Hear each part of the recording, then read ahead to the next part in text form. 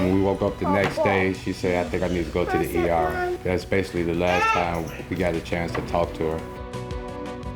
And COVID claims a Fort Wayne nurse's life. Her family devastated. Good evening. Thanks for joining us. I'm Tom Powell. And I'm Linda Jackson. During the pandemic, we typically begin our newscasts with the latest statistics showing you the number of new cases and additional deaths in Allen County and across the state. Instead, tonight, we hear from one family that represents the heartache those numbers represent. Fort Wayne's NBC reporter Carly Van Cleve begins our team coverage.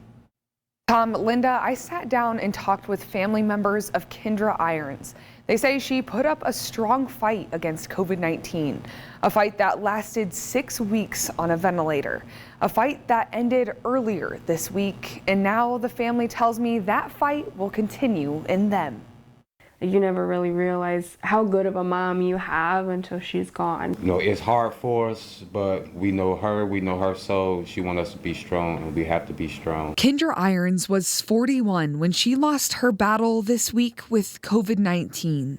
At first I was hurt, angry, why. She was making improvements little by little every day, and then she kind of just stayed stagnant. After spending 6 weeks on a ventilator, her family had to say goodbye. We wanted to be there with her in her final moments and make sure she didn't have to go alone. She wasn't alone at all. She had her husband, Marcus Irons, their 4 children and 5 grandchildren. Just try to take it like one day at a time. My main focus right now is to make sure that my kids are good.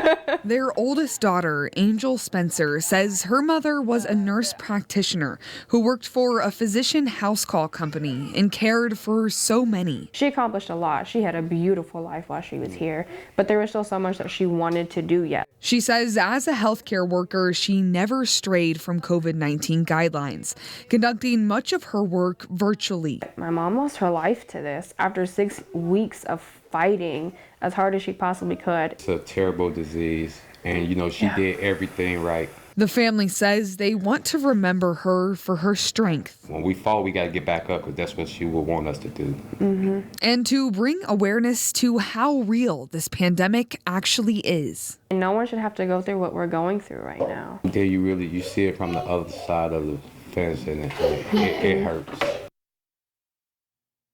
The Irons family tells me this sudden loss has not only been an emotional strain, but a financial one as well.